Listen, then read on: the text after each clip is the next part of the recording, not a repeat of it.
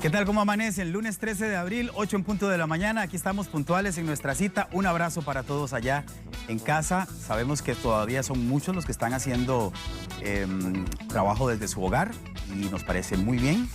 Hay que recordar que, aunque como dijo el doctor Rodrigo Marín ayer, vamos bastante bien, ese exceso de positivismo nos puede hacer caer en confianza, en exceso de confianza, y eso no debe pasar menos en este momento. Apenas estamos, parafraseando sus palabras del doctor Marín, apenas estamos entrando en el segundo tiempo de este partido y es importante que le pongamos ganas, que sigamos juiciosos con las medidas que ya todos los días nos dicen las autoridades de salud y que ya sabemos de sobra cuáles son.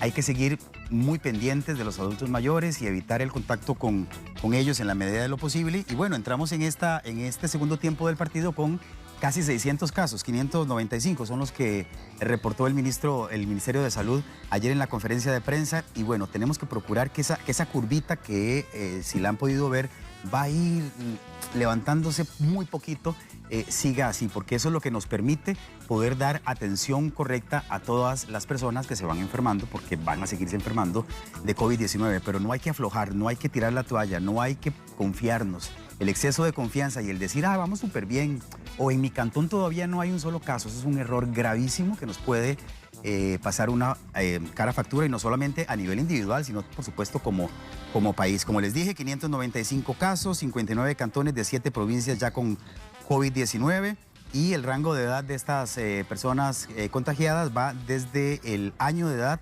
hasta los 87. Siguen los hombres siendo más afectados, 310 y 285 mujeres. La otra cosa importante es que ya comenzó a regir a partir de las 5 de la mañana de hoy las nuevas medidas de restricción vehicular sanitaria, desde 5 de la mañana a 7 de la noche, y a las 7 de la noche ya entra la restricción nocturna hasta las 5 de la mañana del día siguiente. Así que también hay que tomar en cuenta eso, porque el tema de los conductores que respetan la restricción sanitaria es otro tema, ¿verdad? Y no entendemos en algunos casos por qué siguen jugándosela, si saben además que las autoridades están, ojo al Cristo, en puntos importantes, y que las consecuencias no son solamente un parte de casi 110,000 colones, sino el retiro de las placas y menos de 6 puntos en su licencia. Así que yo no me la jugaría. Bueno, vamos a comenzar el programa hoy conversando acerca de lo que hicimos en Semana Santa.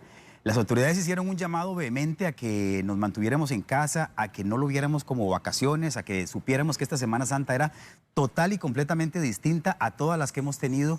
Yo salí un par de veces y la verdad es que noté muy poca presencia de carros en las calles, lo cual me alegró muchísimo.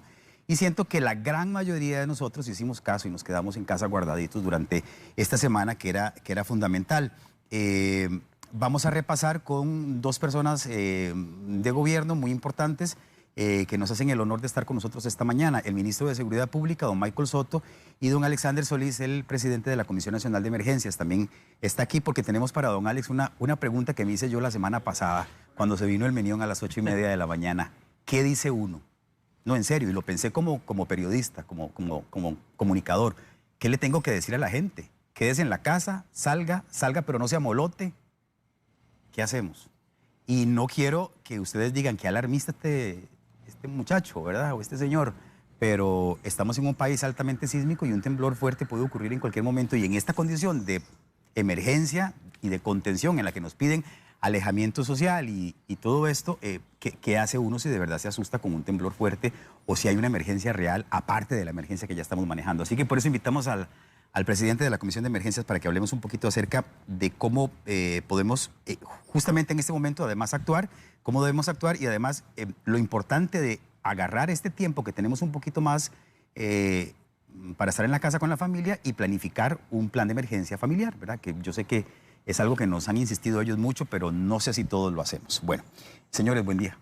Muy buenos días. Gracias, un placer. Don Michael, bueno, los vimos muy activos a ambos en la semana que pasó. ¿Cómo nos portamos? Digamos, le voy a lanzar esa pregunta así general y tan abierta para que usted me diga su opinión, digamos, general, y ahí vamos luego desmenuzando qué fue lo que hicimos bien y qué fue lo que no hicimos tan bien y qué tenemos que mejorar. No, muy buenos días para todos, un gusto estar aquí, muchas gracias por la invitación. Yo diría que nos portamos en términos generales bien, todavía falta un poco. Podríamos decir que un 90% de los costarricenses acataron las indicaciones. Lamentablemente siempre nos encontramos en la calle personas infringiendo la restricción vehicular sanitaria o haciendo aglomeraciones en sitios públicos y que lamentablemente tuvimos algún tipo de incidentes. Pero sí, efectivamente, cuando hacíamos recorridos por las calles veíamos muy poco vehículo, tema de las playas o aglomeraciones, muy pocas personas, pero siempre aparece algún indisciplinado, podríamos decirlo, para decirlo bonito, que no cumplió, un cabezoncito, un testarudo, que no cumplió las medidas, pero en términos generales las personas acataron las disposiciones. Ok, si quiere vayamos hablando de algunos puntos importantes. Claro. El primero es las fronteras, muy bien, ¿verdad? Que es una gran preocupación, particularmente la frontera norte. ¿Cuál fue el resultado de este operativo? Yo entiendo que incluso pusieron una base ustedes en alguno de los puntos importantes para tener mayor presencia, porque uno decía, bueno, es que son 300 kilómetros de frontera, con muchos puntos ciegos. No hay tantos policías para vigilar 300 kilómetros. O sea, se las van a agenciar de alguna u otra forma para brincarse la vigilancia e ingresar al país. ¿Cuál fue el resultado del operativo? Sí, que dicha que me da la oportunidad para hacer alguna mención y dar algunos datos para que todos dimensionemos, porque lamentablemente hay personas que generan alarmas. Yo no en ninguna manera digo que no pueden haber pasado personas, pero creo que el trabajo que se ha hecho efectivo. La operación empezó el 19 de marzo realmente, con un reforzamiento escalonado de recursos en la zona. Habitualmente y hablemos de la zona norte, porque la zona sur pues también estamos trabajando en la zona norte. Habitualmente en Semana Santa, en circunstancias normales, salen entre 17.000 y 20.000 personas formalmente por el puesto fronterizo. En este periodo salieron solo 1.200 personas por el puesto fronterizo. Eso nos da una idea de cómo pudo haber andado la situación. En el tema de los rechazos en Semana Santa, es decir, personas que localizábamos y muchas de ellas saliendo, lo que pasa es que igual hicimos el procedimiento de rechazo o expulsión, se dieron 930 en todo el periodo de la Semana Santa, también para que las personas dimensionen.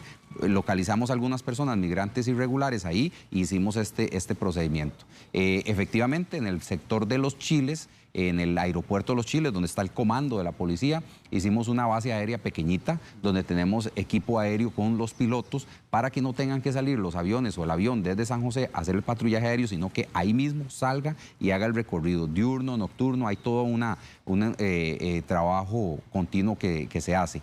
Y el operativo no ha parado, don Randall, el operativo realmente no ha parado. Más bien estamos esperando ahí una indicación donde el organismo de investigación judicial se nos va a sumar a las operaciones desde el ámbito de su competencia y vamos a también reforzar. Pero la salida masiva y retorno masivo, con esos números que le di, de los 17 a 20.000 habituales, apenas salieron 1.200 personas. Eso nos podría decir qué podríamos estar esperando, pero no nos vamos a confiar. Ahí está el personal trabajando y vamos a seguir trabajando en la misma línea, pues para la tranquilidad de todos los costarricenses. ¿A cuántos extranjeros rechazaron? Extranjeros que habían estado en Nicaragua y que pretendían ingresar. Sí, en el periodo del 19, ¿verdad? Para dárselo en el periodo amplio, ya que ya prácticamente estaremos casi a un mes, tenemos un rechazo aproximadamente de 5.391 personas.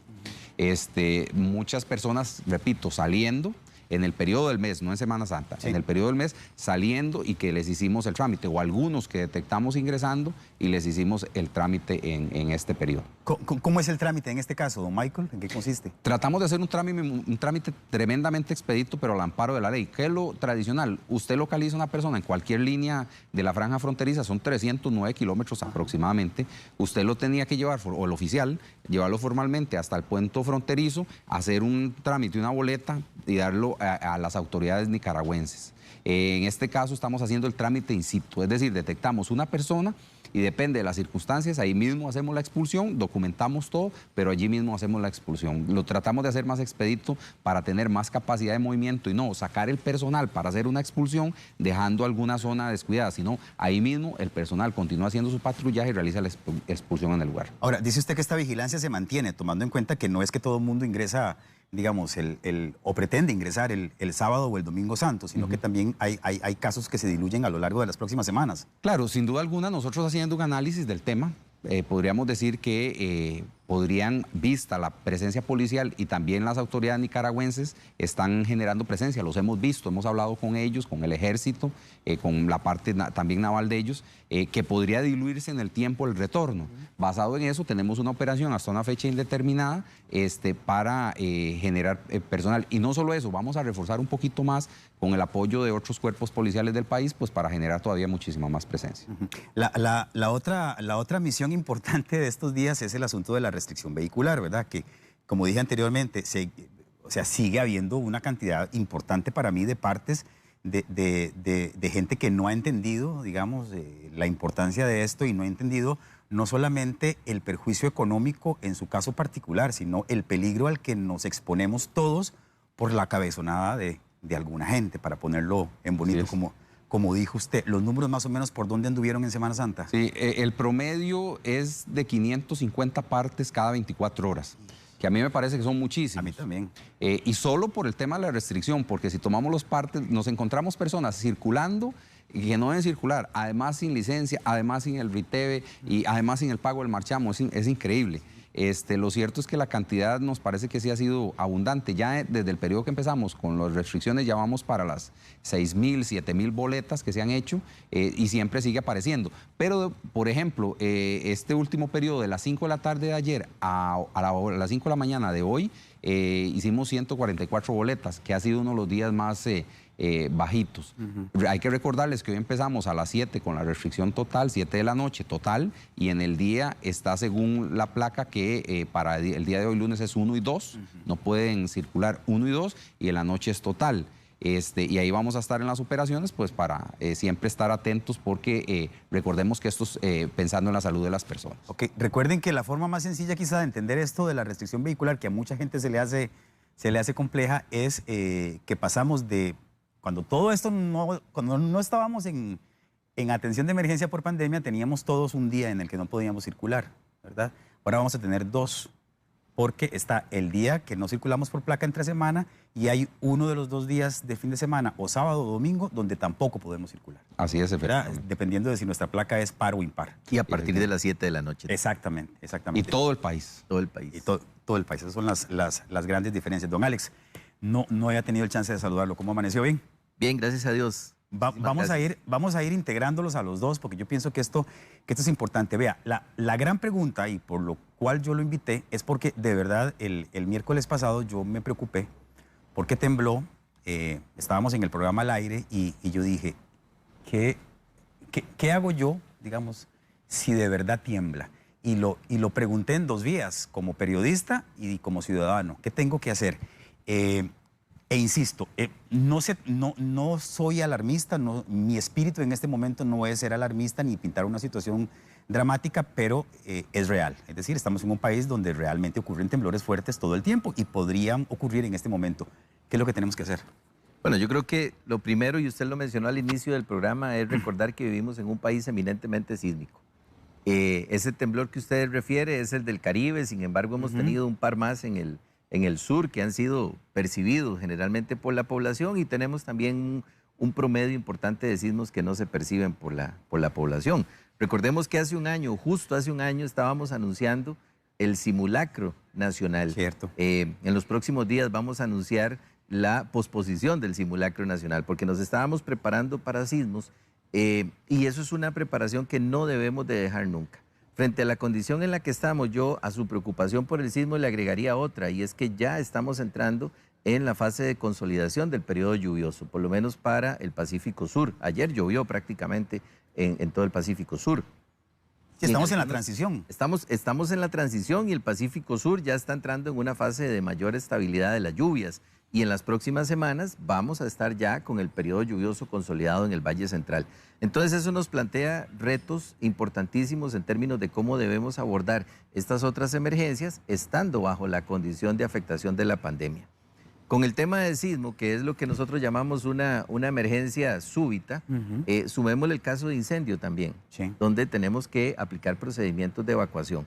En estos casos, lo primero que tenemos que hacer es entender cuál es el mayor peligro inmediato que tenemos y ver dónde estamos. Por eso la importancia de lo que usted hablaba del plan de emergencia. Si yo estoy en un edificio que cumple con todas las medidas del código sísmico, si estoy en una casa que está bien construida. Recordemos que lo que siempre le decimos a la gente es mantenga la calma, no evacúe mientras está temblando, porque ahí más bien estamos aumentando el riesgo. Evitemos el salir todos corriendo y golpearnos en el proceso. Entonces, si estamos en un sitio que está bien construido, que tiene un plan de emergencia, que no estamos corriendo peligro en ese momento, pues lo principal es mantener la calma, esperar que el sismo pase. Si no hay daños importantes en la estructura, pues entonces seguimos donde estamos, evaluamos la condición en la que estamos. Si estamos en un sitio inseguro, si estamos en un sitio donde existe el riesgo de caída de la estructura, o si observamos daños importantes en la estructura porque es un sismo muy fuerte, ahí tenemos que salvaguardar la vida por el riesgo que tenemos más inmediato, y en ese caso pues sí procede una evacuación. O igual si estamos en una edificación que se enfrenta a un incendio, que tiene un incendio, pues hay que evacuar. ¿Y evacuar bajo qué condición? Distanciamiento. Para eso hemos establecido las medidas. Eso nos cambia considerablemente lo que hemos aprendido de llegar a un punto de reunión, y a veces creemos que el punto de reunión es ahí, lo que está marcado, ¿verdad? Entonces todos nos apretujamos. No, realmente podemos hacer la evacuación, pero tenemos que mantener la distancia entre nosotros, y además de eso, entender que hoy día, así como está usted con el gel en su mesa, así como andamos nosotros con el gel en el maletín, en el carro, en todo lado, tenemos que entender también que las medidas de higiene para la prevención de la transmisión del COVID-19 son fundamentales. Sí, no, a mí lo que me preocupa es este asunto de que uno, digamos, en condiciones normales, más o menos entiende la situación y más o menos actúa de cierta forma, pero cuando está nervioso, preocupado o tiene mucho miedo, las condiciones cambian y uno se nubla. O sea, en realidad yo sé personalmente que hay que mantener el alejamiento, ¿verdad? El contacto físico y tal, pero yo me imaginaba, o sea, un temblor fuerte de verdad y todo el mundo apretujado y todo el mundo ahí, en ese círculo que usted menciona, que es lo que hacemos regularmente, ¿verdad? O sea, de alguna u otra forma el ser humano busca estar con sus iguales. Sí, tal vez es importante entender el contexto en el que estamos. Sí. Por ejemplo, en un centro de trabajo tenemos un grupo importante de personas que están en teletrabajo, los que pueden. También otras personas que se les ha pedido que tomen vacaciones, tanto en empresa privada como en el sector público. Entonces tenemos que entender que estamos bajo medidas de distanciamiento social. En esa línea, si nos enfrentamos a un sismo u otro tipo de emergencia de estas que yo llamo súbitas, tenemos que entender que si hay que evacuar, tenemos que mantener siempre esas medidas de distanciamiento social. Okay. ¿Dónde es que nos vamos a enfrentar a una situación más compleja? Las personas que tienen una orden sanitaria de aislamiento, ¿verdad? Ahí sí vamos a estar frente a una situación más compleja. Entendamos también que para las personas que ya tienen una orden sanitaria, sea por caso positivo o sospechoso, y están en cuarentena oficialmente reguladas por las instituciones, hay un seguimiento permanente que hacen los ATAP, que son los asistentes de atención primaria, el primer nivel de atención de salud. Ellos están constantemente comunicándose con estas personas. De hecho, eso le ha permitido a Michael identificar algunos malportados que se salen e incumplen la orden sanitaria. Entonces, en esos casos, pues, las personas tienen que entender que si peligra su vida dentro de su casa, van a tener que salir por lo menos al patio, a la acera de su casa, y notificar a las autoridades para que tomemos la acción correspondiente en términos de ir a darle una atención directa a esa persona. Pero aquí estoy hablando de que haya un incendio o que la casa estructuralmente implique un riesgo. Es decir, estaríamos hablando de una situación de emergencia muchísimo más compleja, donde nos tenemos que activar de una forma distinta, y para eso tenemos nuestros planes de contingencia. Y para las personas que están siguiendo una cuarentena voluntaria, pues también entender que si su vida está en riesgo por un factor físico, pues tienen que protegerse. Y en este caso, si tenemos que tener un periodo de exposición distinta en el exterior, pues vale la pena para salvaguardar la vida por ese peligro inminente que tenemos, ya sea por un incendio o por la destrucción de una vivienda en caso de que tengamos un sismo muy fuerte. Muy bien, bueno, vamos a ir, no les dije al principio, pero evidentemente el programa ofrece a ustedes la posibilidad de poderles preguntar directamente a ellos, ¿verdad? Si tienen alguna duda en particular, y don Michael o don Alex la pueden evacuar aquí en el programa, pues pueden hacerlo. Ahí está el Facebook, Nancy y está atenta al WhatsApp, que es el 6087-7777. Recuerde que eso es para mandar preguntas en video, no son para llamadas al aire, no es para preguntas por escrito, es para que usted agarre el teléfono en posición horizontal y se grabe, diga, yo soy fulanito de tal, vivo en tal, y mi pregunta para don Michael es la siguiente. 30 segundos, ojalá. Y si lo quiere hacer por escrito, está el Facebook, que los muchachos ahí, Omar, particularmente hoy está pendiente de eso. Vamos a ir alternando algunas preguntas que ya tenemos, vean. Adelante. Dice Gerardo Arias, todos los años en Semana Santa hay muchos accidentes y muchas personas mueren.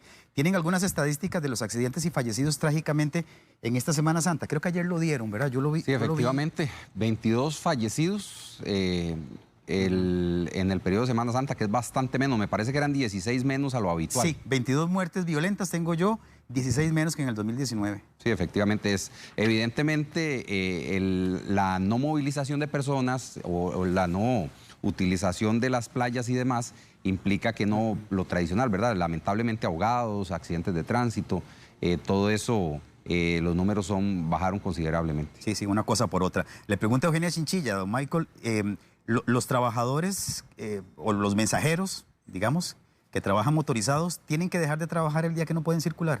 No, recordemos que las personas que están cumpliendo con su jornada laboral, siempre y cuando tengan una carta del patrono, pueden circular. La carta, las características de la carta las incluimos en las redes sociales y ahí están las características de lo que debe llevar el documento. Sí, en realidad es un documento muy sencillo, lo puede consultar. Creo que Telenoticias hizo una nota también ayer y está en la página web con los detalles. En realidad no es nada complicado, pero sí es importante que tengan los elementos que debe contener esa carta para que sea válida. Sí, también, si me lo permite, lamentablemente hay personas que quieren jugar de astutas o vivillas y por eso es importante que esté el domicilio, aparte los datos, nombre, dirección, horario, el domicilio, dónde vive, dónde trabaja, para que el desplazamiento sea dentro de los términos reales de tiempo.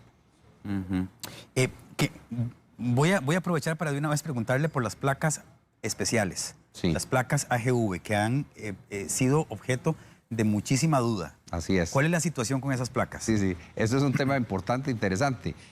Recordemos que la AGV, si ustedes ven el documento, dice permiso, número, etcétera. Ya lo contemplamos en este último decreto y aplica como la placa en el último dígito. Ok. Entonces, la restricción va con el último dígito de la AGV o el permiso temporal. Ok, entonces, por ejemplo, si el AGV que yo estoy consultando termina en 3... No circularía mañana. Martes. Mañana martes y no circularía el domingo, correctamente. ¿Verdad? Que son las impares. Vean, tienen que fijarse porque las AGV tienen una terminación numérica. Sí, así es. ¿Verdad? Es que a veces la gente no la ve. Sí. Entonces creen que pueden circular cualquier día y si los paran les hacen el parte ya. Indudablemente, se les hace el parte y recordemos que el parte ahora es 110.000 colones y es una cantidad de dinero importante. Ok, bueno, aclarémosle, ya usted lo acaba de hacer, pero Mayra Quiroz dice, me gustaría saber si la carta del patrón sigue igual o es cierto que están pidiendo más detalles en esa carta. Estamos pidiendo más detalles, por aquí yo tengo incluso los detalles, pero bueno, como dice usted, ahí está en la página web porque son bastantes, pero los pueden enumerar rápidamente. Dele, los más importantes, sí, por lo menos. Nombre de la persona, número del documento o cédula de identidad, el horario del trabajo, el domicilio de la persona trabajadora, la empresa, la ubicación de la empresa, la firma del patrono.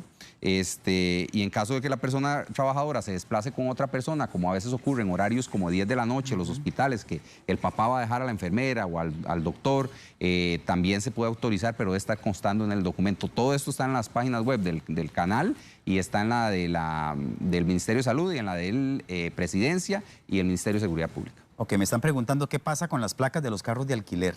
¿Qué tipo de restricción tiene? Exactamente igual. Igual. Ok, y vamos a ver... dice Gabriela Vargas, si a una persona, no sé si usted podrá contestar esto o será materia propiamente del director de tránsito, pero bueno. Si no, me la dejo de tarea. Si no, exactamente. Si a una persona le hacen parte por restricción y le sancionan con 6 puntos menos en la licencia, tiene que hacer nuevamente un curso teórico. ¿Estos cursos son en línea o son presenciales? ¿La persona puede manejar o hasta que haya recuperado los puntos? Véalo, de esa parte sí, tenía usted razón, es el director de tránsito. Es de don Germán, esa. Pero sí, lo que un día estoy conversando con Germán, efectivamente la persona tiene que hacer el curso. No sé si es en línea o presencial, pero tiene que hacer el curso. Y al bajarle 6 puntos, todavía tendría la posibilidad, si son solo esos 6 puntos, la posibilidad de seguir transitando. El problema es que haya perdido puntos antes, ¿verdad? Exactamente. Eso es un buen detalle. Si ya esos 6 puntos lo limitan del todo, pues no podría conducir, pero lo cierto es que tiene que hacer el curso. Ok. Don Alex, ¿qué tiene que incluir un plan familiar de emergencia? Y esto, vean, quiero ser muy enfático en esto. Yo no sé, a ver, siento, puede ser una apreciación incorrecta mía, pero yo a veces siento como que cuando las autoridades nos hablan de esto, nos entra por aquí y nos sale por acá, porque, ¿verdad? No sentimos el riesgo inminente, a pesar de que vivimos en un país donde tiembla todos los días y donde ha habido catástrofes importantes, y no solamente hablando de los temblores, los incendios, no sé, ese tipo de cosas que nadie quiere que ocurra, pero que ocurran. ¿Es complicado hacer un plan de emergencia familiar? Bueno, en realidad lo que buscamos es que sea muy sencillo. No debería ser una tarea complicada, primero porque nosotros conocemos el sitio donde vivimos. Entonces, ese de por sí ya es el primer elemento del plan familiar de emergencia, saber cuáles son las amenazas, los peligros que tenemos fuera de nuestra casa, pero también dentro de nuestra casa. Deme un ejemplo. Vamos a ver, vivimos en un país eminentemente sísmico. Entonces, ya de por sí sabemos que aquí tiembla. Sí. ¿Qué es lo que tenemos que hacer? Saber cómo está nuestra casa. Si tenemos los objetos, las vías obstruidas, si tenemos armarios, muebles de más de 1,20 m que no están sujetos y a veces tienen la pantalla así enorme, pero está suelta. Si esos objetos pueden caer y obstruir una salida, si tenemos una salida, si tenemos 2 salidas, ¿verdad? Cuando estamos hablando de sismos. Si estamos hablando de inundaciones, pues entonces tenemos que saber si vivimos en una zona inundable y a partir de eso tener también nuestro plan de escape en caso de que haya una inundación. Si estamos hablando por incendio, tenemos que identificar también cuáles son si tenemos una sola salida, si tenemos 2 salidas, dónde están las llaves. Incluso si tenemos, en el caso de incendio, por ejemplo, si tenemos un detector o no tenemos un detector que nos permita activarnos durante la noche, activarnos tempranamente, no esperar a que ya no podamos movernos dentro de nuestra casa. Entonces, el primer elemento es ese, identificar qué peligros tenemos, riesgos, y cuáles condiciones de seguridad podemos mejorar en nuestra casa. Lo segundo es que tenemos que ensayar, hacer un croquis para saber por dónde tenemos que ir y practicarlo constantemente. Tenemos que designar responsabilidades en nuestra casa. Por ejemplo, si tenemos niños, adultos mayores, personas con discapacidad, mascotas, entonces también podemos dividirnos las tareas para saber cómo vamos a reaccionar. Eso es como definir, por ejemplo, bueno, usted se encarga de papá y mamá, de los abuelitos, y usted se encarga de los chiquitos, y usted del perro. Ajá. Usted de llevar, no sé, lo que tengamos ahí, el agua. Así es. Guardadito. Y lo más importante también, tomar todas las medidas de seguridad para evitar que ocurra la situación de emergencia. Si estamos hablando del riesgo de incendio, tenemos que identificar las condiciones de la instalación eléctrica, garantizarnos no estar sobrecargando los tomacorrientes, las regletas, por ejemplo, en el caso de incendio, no dejar objetos, cargador de teléfono, por ejemplo, el teléfono cargando en la cama y ahí se quedó toda la noche, o en el sillón. Todo eso podrían ser factores de riesgo que tenemos que evitar y trabajar preventivamente.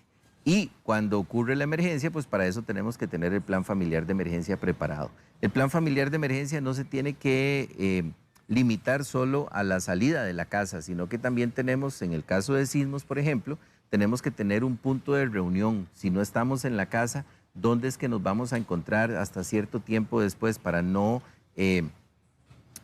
correr nosotros, qué sé yo? Por ejemplo, el tema de las escuelas. Muchas veces salimos los padres corriendo a buscar a los chiquitos en las escuelas, pero en las escuelas los niños están más seguros que lo que nosotros a veces podríamos hacer yendo a buscarlos. Eso nos hace saturar calles, arriesgar a más personas. Entonces tenemos que entender que frente al sismo hay que mantener la calma primordialmente. Y un elemento muy importante del plan de emergencia es tener, si tenemos padecimientos crónicos, los medicamentos que normalmente vayamos a necesitar, tener una linterna con baterías, un radio con baterías que nos permita comunicarnos, ojalá una frazada por si tenemos que estar en la noche porque se dañó la casa o porque nos quedamos varados en algún sitio. Recordemos, por ejemplo, el sismo de Cinchona.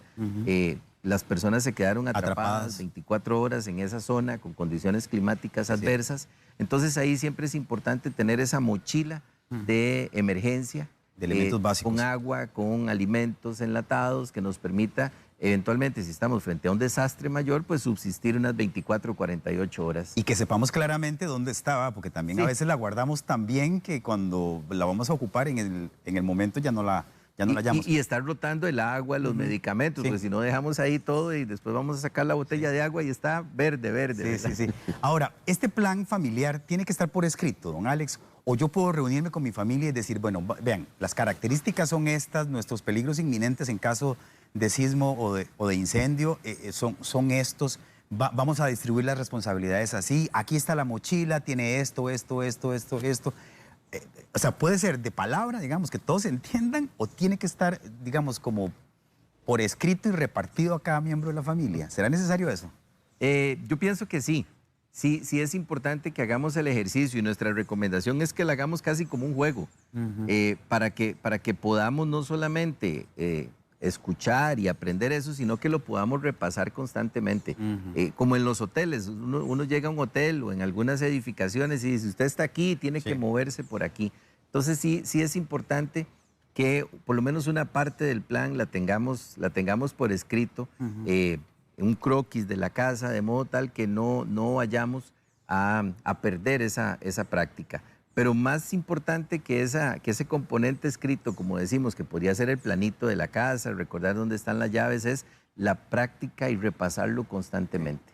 Hay que hacer simulacros. Y sobre todo ahora que estamos en este periodo de aislamiento, de distanciamiento social, hay que aprovechar el tiempo. Y siempre le decimos a la gente, vean, hagámoslo como un juego, repasémoslo. Sí. Porque solo practicando es que nosotros llegamos a desarrollar las tareas en una condición de estrés, como usted lo decía. Nosotros necesitamos haber practicado mucho. Claro. La gente tiende a decir, ¿y para qué hacen simulacros? Si a la hora de que llegamos a la emergencia uno se hace olvida lo contrario. todo, ¿verdad? Y hace lo contrario. Bueno, eso es lo que nos demuestra justamente es que no hemos practicado lo suficiente. El año pasado, cuando estábamos en la organización del simulacro, don Franklin Chang nos filmó un video que lo publicamos. Y don Franklin decía, cuando vamos a hacer una misión al espacio, nosotros practicamos y hacemos muchos simulacros para identificar todas nuestras fallas y después hacer la misión lo mejor posible. Claro, hay que hacer como Franklin Chang. Vea, yo me imagino que en la página de la comisión están los pasos a seguir para hacer un plan, ¿verdad? Así es, correcto. Tenemos guías, están identificados los pasos. Ok, entonces vean, en este momento en el que muchos todavía están en casa, y que muchos dicen que aburrido, ya no sé qué hacer, ya me vi todas las películas de Netflix, ya me leí todos los libros de mi casa, ya todas las revistas las tengo repasadas. Esta es una buena forma de invertir el tiempo con la familia, además. Así es. Sobre todo ahora los chicos están en las casas, bueno, a algunos chicos se les mandan tareas, el Ministerio de Educación ha establecido un programa con el SINAR también para poder hacer llegar información a los chicos que están en vacaciones. En vacaciones no, qué pena, que están en sus casas, sí. Y ahí más bien podemos aprovechar el tiempo, como usted lo dice, para que consultemos toda esa información y podamos trabajar en la preparación para emergencias. Perfecto. Vea, Iris Ramírez le pregunta, señor ministro, mi esposo está en un crucero que está atracado en Los Ángeles. Todos están libres de COVID, ya les hicieron los exámenes, dice ella, y terminando la cuarentena. Estuvieron 30 días de cuarentena. Dice, en la lista para que él está en lista para que la compañía ya lo envíe a Costa Rica, ¿ok? Vivimos en la zona de Los Santos. Con el asunto de la restricción nocturna, ¿cómo hago para ir a recogerlo al aeropuerto? Porque él va a venir en cuarentena y aquí también tenemos que ponernos en cuarentena. Vamos a ver, hay varias opciones, un par de opciones, diría yo. Una es que él utilice un servicio público. Yo sé que de repente es un poco caro trasladarse del aeropuerto hasta un lugar rural.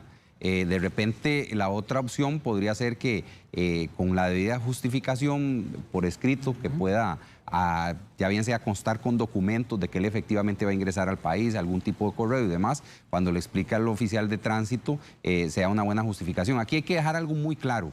Esto, la intención no es hacer partes por hacerlos, es para cuidar a la ciudadanía. Y hay excepciones. Le voy a contar una que nos ocurrió una noche de estas. Nos avisa una señora que se le acaba de morir la mamá, lamentablemente, por otra cosa, y tenía que desplazarse de Punta Arenas a Limón. ¿Qué documento iba a aportar?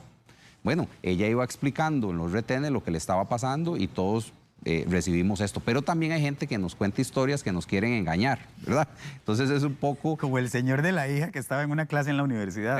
Vea, de todo.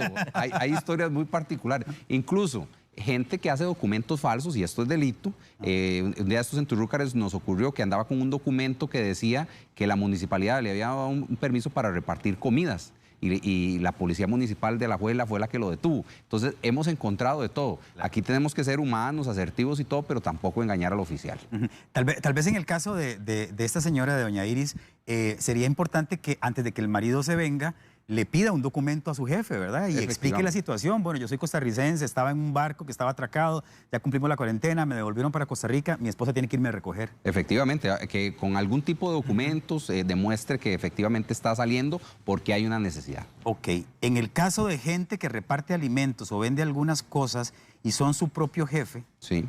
¿cómo se maneja lo de la cárcel? Sí, también si es el propio jefe, que la persona haga un documento y que él mismo lo firme, haciendo ver que tiene un emprendimiento, una MIPYMES y demás, para que el oficial también pues vea esta circunstancia. Como le digo, la idea no es que engañen al oficial, sino que estamos ante una realidad contundente y que el oficial tenga la posibilidad de corroborar. Nos pueden engañar, efectivamente se lo digo, pero la idea no es esa, la idea es que la gente se quede en la casa y se proteja. Don Alex, vea qué buena pregunta está haciendo don Raymond Vargas. Dice, en caso de un incendio grande, por ejemplo, ¿qué hacemos con el montón de alcohol gel que tenemos en la casa? Y además la gente tiene botellas por todo lado y es totalmente cierto. O sea, eso nos pone en un riesgo todavía mucho mayor, ¿verdad? Sí, realmente lo que tendremos que buscar en estos casos es no almacenar en exceso. Es decir, ¿verdad? Que tengamos esa botellita de alcohol en gel o que tengamos 1 litro de alcohol en algún sitio, no nos va a generar un riesgo mayor en caso del incendio. Ok, ¿verdad? particularmente, sí. Como está planteada la pregunta, lo que hay que hacer es evitar el incendio.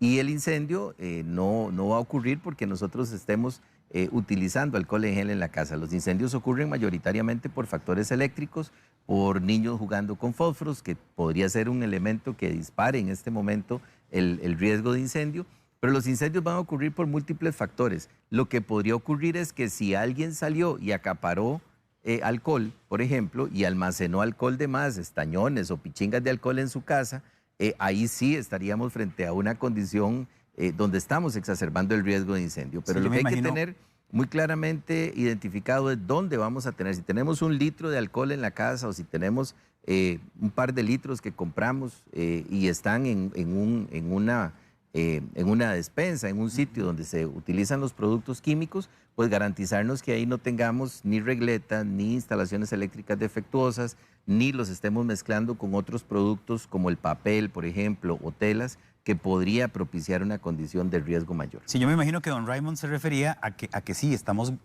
tenemos todos en casa un poquito más de lo que habitualmente tenemos, ¿verdad? De alcohol y de este tipo de cosas. Y que eso eventualmente, en caso de que ya se hubiese desatado el incendio, puede exacerbarlo. Sí, importante tener siempre estos productos inflamables en un sitio ventilado, alejado del alcance de los niños, para evitar que alguna travesura nos pueda generar ese riesgo. Y pues en términos del riesgo de incendio, siempre importante tener un extintor en la casa, el detector, ¿verdad? Y saber cómo usarlo. Y saber cómo usarlo. A veces lo tenemos y no sabemos cómo usarlo. Vean, vamos a colocarles, Jorge, en pantalla la página de la Comisión Nacional de Emergencias para que la vean, y allí estoy seguro que consiguen la información de cómo hacer un plancito sencillo de atención de emergencias en casa. Vean, de verdad. Ahí están las imágenes, los folletitos de qué hacer en caso de, y ahí están las guías que paso a paso que pueden utilizar. Es algo en lo que pueden invertir el tiempo que tenemos un poquito más en estos días, y hablarlo con toda la familia, y como dijo don Alexander, por favor también ponerlo en práctica, en el sentido de que las prácticas son las que hacen al maestro. Randall, veamos que ahí tenemos en la pantalla bueno, ya cambiaron, pero ahí teníamos, por ejemplo, cómo armar la mochila de emergencias, la guía para inundaciones, cómo hacer el plan comunal de emergencia, cómo hacer el plan familiar de emergencia. Perfecto. Toda esa información está ahí. Y está con dibujitos, además, para entenderlo fácilmente. Exactamente. Bueno, teníamos una pregunta en video, ¿verdad? Jorge Santiago, creo que es. Yo no sé si alguno puede acercar un poquito el televisor, el monitor, por favor, compañeros. Adelante. Quisiera hacer una... Hola, ¿qué tal? Mi nombre es Santiago. Quisiera hacer una consulta al ministro Michael Soto. ¿Qué posibilidades habrían de regular un poco los Uber Eats? Ya que estos días estuvo circulando en las redes sociales una foto de más de 35 a 40 Uber Eats en un restaurante de comida rápida en San Pedro, totalmente amontonados. Gracias. Bueno, eso es cierto, cumplen una función importantísima, ¿verdad? Los Uber Eats en este momento. Pero sí, es más, le voy a decir, aquí en el Parque Perú En la esquinita se ponen todos. Sí. Bueno, es un tema importante. Ciertamente es un... Y no voy a hablar de esta marca en particular, sino todos los que transportan comida, Bueno, ¿verdad? Para no hacerles el anuncio gratis. Sí, es cierto. A ver, los servicios de transporte de comida a domicilio. Exactamente. Se han vuelto indispensables, útiles, de moda, no sé cómo decirlo, pero... Una salvada, la verdad. Sí, y todos los hemos usado porque no tenemos la posibilidad de buscar alimento. Además, aprovecho esto para decirles que también hicimos un cambio. Las personas pueden ir a los servicios de comida... ¿cómo se llama? Express. El Express, Ajá. Gracias. Pueden ir a los servicios de comida express también a retirar alimentos que antes no estaba permitido, ahora se permite. Esta semana, ¿verdad? Esta semana, a partir de ahora. Sí. Dentro del horario de las 5 hasta de las 5 de la mañana hasta las 7 de la noche, pueden usar ese servicio. Ya después de las 7 de la noche todo se vuelve absolutamente todo express. Lo que hemos tratado con esta población es que sigan las mismas indicaciones que se le ha dado a toda la población. Podría haber una aglomeración de estas personas, pero deberían guardar ese distanciamiento social para evitar el contagio. Es decir, si tienen que ir a recoger mucho producto al mismo restaurante, bueno, que hagan una fila con distancia para evitar la contaminación. Sí, es sentido común, ¿verdad? Por favor, a veces exactamente. es el menos común de los sentidos. Yo creo que eso es muy importante, Randall, porque, y lo ve uno con el tema de la conferencia de prensa, todos están ansiosos a la conferencia de prensa, no solamente para ver los casos del día, sino también para ver cuáles son las nuevas restricciones, ¿verdad? O cuáles restricciones se liberan. Yo creo que el mensaje, y Michael lo acaba de mencionar, el mensaje de distanciamiento social es lo que todos nosotros debemos de tener en cuenta, con restricciones o sin restricciones. Es decir, no tenemos por qué pensar en ver cómo engañamos a la autoridad para poder circular. Si no tenemos que salir, no salgamos, porque esa es la única forma en que vamos a poder superar más rápidamente esta situación de emergencia y también volver a la normalidad pronto. Pero en este momento hay que seguir todas las medidas y entre más tratemos de engañar o tratemos de no cumplir las medidas de restricción, de distanciamiento social y las medidas preventivas, más nos va a costar salir de esto. Es un tema de conciencia y sentido común. Bien, tenemos otro video de Dunia Casanova, que tiene una pregunta para ustedes. Buenos días, mi nombre es Dunia Casanova, vivo en el sector de Curridabat. Mi pregunta es para don Michael. Mi esposo trabaja en Paseo Colón y a él la empresa le hace la carta porque él tiene restricción el día jueves. Lo que pasa es que él recoge a mi hija en Guadalupe. ¿Cómo puede hacer él para que cuando tenga que ir a recoger a mi hija no tenga ningún inconveniente? Porque la carta dice que él vive en Curridabat. Muchísimas gracias. Muy bien. Sí, digamos que él va, ella lo que está preguntando es porque él tiene un desvío de la ruta entre su casa y el trabajo. Muy bien. Supongo que va a recoger a la hija, supongo que es por el trabajo o porque ahora no hay estudio. Sería oportuno que también el patrono de la hija le hiciera una nota y un documento bajo las mismas normativas. Y le voy a decir por qué un día esto nos ocurrió, que un empleado de una empresa salió a las 9 de la noche, vivía a 3 kilómetros de la empresa y ya habían pasado 2 horas. El desplazamiento tiene que ser un desplazamiento lógico, es decir, si yo vivo en un punto, ¿cuánto tardo en llegar al otro punto? Y por eso es que estamos poniendo horarios, dirección de la casa y dirección del trabajo. Una excepción como esta se la justificaría al oficial, pidiéndole también al patrono de la hija un documento donde él va y recoge a la hija. Ahí inclusive está dentro de las excepciones que se puede ser el padre de familia, esposo, hijo, novio que va a recoger a alguien que también tenga el documento que justifique. Perfecto. Vamos a tener que invitar al director de tránsito porque hay un montón de preguntas relacionadas con licencias, trámites en retail, ese tipo de cosas. Vea, por ejemplo, no sé si alguno lo sabe y si no, pues la dejamos ahí y de verdad vamos a invitar a alguien de tránsito un día de estos. Giselle Calderón le pregunta, ¿me van a hacer un parte si mi licencia venció el 28 de marzo anterior? Al principio de la crisis dijeron que estaba cerrado con AVI. Ahorita, ¿qué es lo que corresponde? Sí. Hay uno de los decretos establece una extensión de los documentos que se venzan en la fecha del decreto hasta enero, donde si a usted en ese periodo se le vence la licencia, ahorita no recuerdo la fecha, no sé si Alex se acordará de ese decreto, es que han sido varios decretos, pero desde la fecha hasta el último día del año se extienden los documentos que se vencían, es decir, si a usted se le vence la licencia hoy, se le extiende, podría circular vencida. Perfecto. No sé si te acordás de la No, no me fecha. acuerdo de la fecha, pero fue creo que hace un par de semanas de eso. Sí. Que han Ok. pasado tantas semanas ya. ya no sabe ni Y son, uno ni en como dice dónde Michael, estamos. son muchos cambios, decretos. ¿verdad? Sí. Bueno, tenemos otra pregunta. Adelante. Buenos días, quisiera saber cómo están manejando el sistema de RITEVE, ya que tengo entendido que muchos vehículos a raíz del problema con la situación actual no han podido asistir a sus citas y hay bastantes carros retrasados en este asunto, y si hay un periodo de gracia para poder circular aunque no se tenga el RITEVE. Gracias. ¿Saben ustedes cómo está la situación? Ese yo me lo dejo de tarea, ¿verdad? Es que son muchos temas. Claro. Yo No. creería que entraría dentro de lo mismo que les acabo de indicar, pero es muy particular, entonces habría que mejor, para no ser imprudente. Sí, le entiendo perfectamente y la posición nuestra también como medio es buscar a la fuente correcta, que es Sí, RITEVE en este tal caso. vez importante, coincido con don Michael, pero sí importante comprender que RITEVE ya está otorgando citas. Sí. ¿Verdad? Lo que pasa es que por las mismas medidas de distanciamiento posiblemente esté otorgando menos citas, pero ya se están otorgando citas en RITEVE. Ok, y ya para ir cerrando, había un video más, ¿verdad, Jorge? De Daisy Madrigal. ¿Está listo? Si está listo, lo vemos. Buenos días, mi nombre es Daisy Madrigal. Mi pregunta es para los trabajadores independientes, dueños de negocios.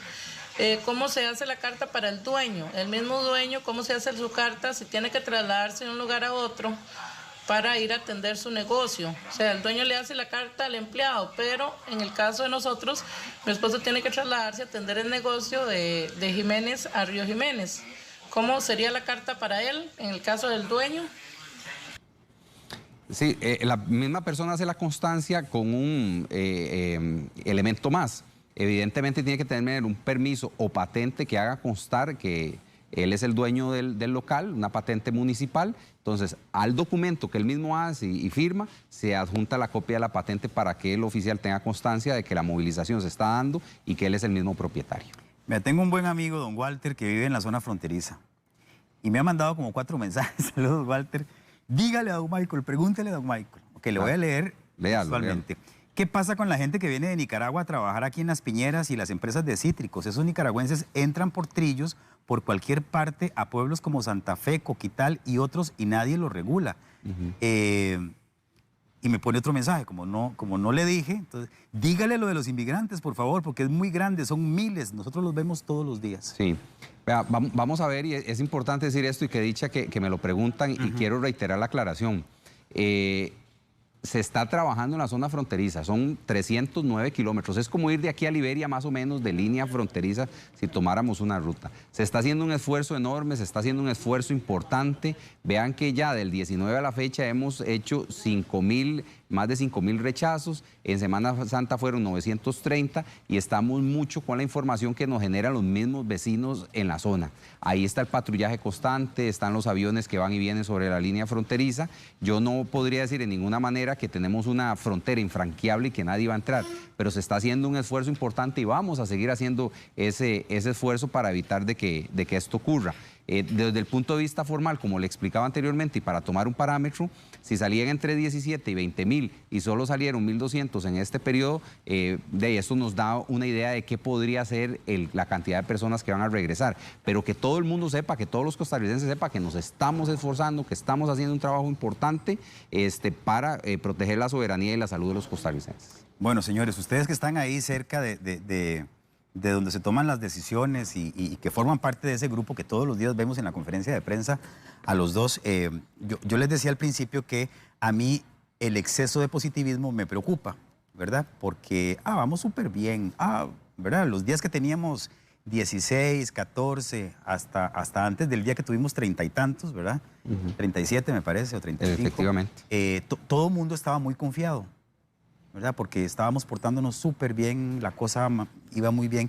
Y a mí no pretendo ser, insisto, alarmista ni negativo, pero ese exceso de positivismo me preocupa porque nos lleva a la otra cosa que es preocupante, que es el exceso de confianza, ¿verdad? Y de que entonces yo aflojo las medidas porque ya no es tanto. Yo quisiera un mensaje de los dos en ese sentido, sobre todo pensando en que estamos prácticamente en la mitad de esto. Don Alex o don Michael. Bueno, yo tomando la comparación futbolística... Que a mucha gente le disgusta, yo no entiendo por qué. Yo tampoco, pero a mí me gusta mucho el fútbol, lo extraño. Pero creo que es una forma sencilla de que lo entendamos. Claro. Digamos que en el segundo tiempo, ya y utilizando el ejemplo del doctor, falta todo el segundo tiempo y pueda que el árbitro hasta nos dé unos minuticos de más de partido. Bueno, él dijo que teníamos que evitar penales y tiempos extras, ¿verdad? Sí, y lo dijo muy bien. Sí. Yo creo que tenemos que, si vamos ganando, hay partidos que se han perdido en el segundo tiempo. Sí. Entonces sí, el llamado es para... En las a priora. O en los extras. Sí, claro.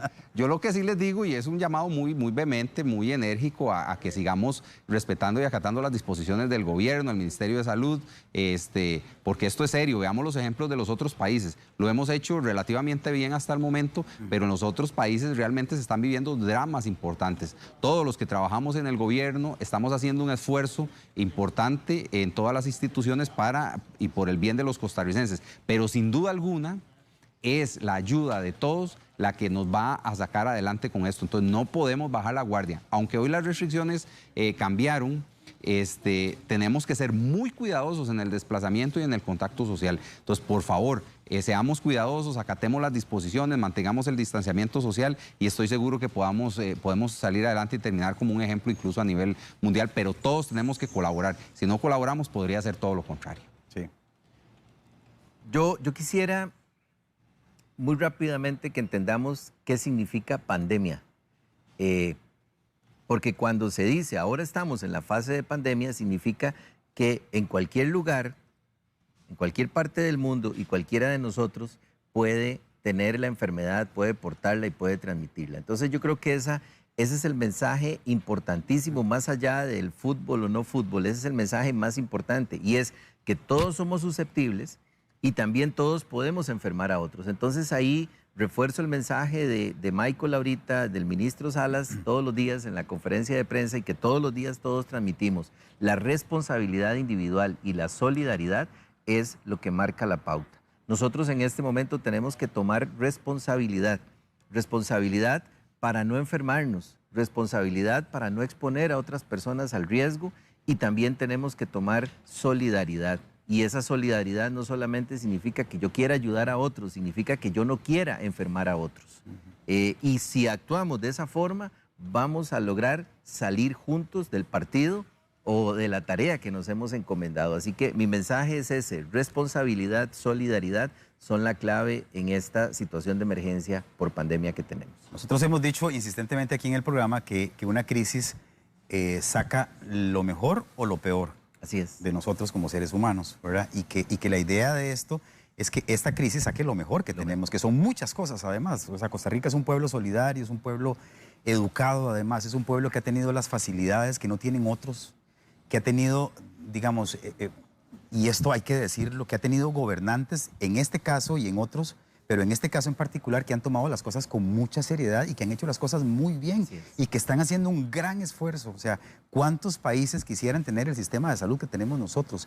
Y cuántos países quisieran tener los gobernantes que están dirigiendo esta situación que tenemos nosotros? Y la seriedad y el profesionalismo con el que lo han tomado. Entonces, creo que eso nos tiene que ayudar a nosotros como ciudadanos también a responder a ese esfuerzo que están haciendo las autoridades, porque están haciendo un esfuerzo muy grande. Y la forma de responder es muy sencilla. O sea, es quedarnos en casa todo el tiempo posible y mantener las normas de distanciamiento, de lavado de manos, de protocolos y todo eso que ya sabemos y que ya no vamos a insistir. Bueno, muchas gracias. A la orden. Me están diciendo que que hay mucha gente preguntando por lo de las licencias. Está suspendido, ¿verdad?, el trabajo en COSEBI y que entonces de momento hay como esa posibilidad de que si a usted se le vence la licencia, entonces no le hagan el parte, porque como las oficinas están cerradas, ya una vez que abran, pues ya pueden ir a hacer el trámite. Pero les prometo traer a alguien de tránsito un día de estos. Que se venza en el periodo del decreto, porque hemos topado mucha gente con vencimiento antes. Que lo tenía antes. Sí, en el periodo del decreto. No, evidentemente en el momento en el que estamos, ¿verdad?, por el momento en el que estamos pasando. Muchas gracias a ambos, señores. Mucho gusto. Excelente trabajo. Gracias. Y mucha fuerza para lo que viene, para el segundo tiempo. Muchísimas gracias, a la orden. Bueno.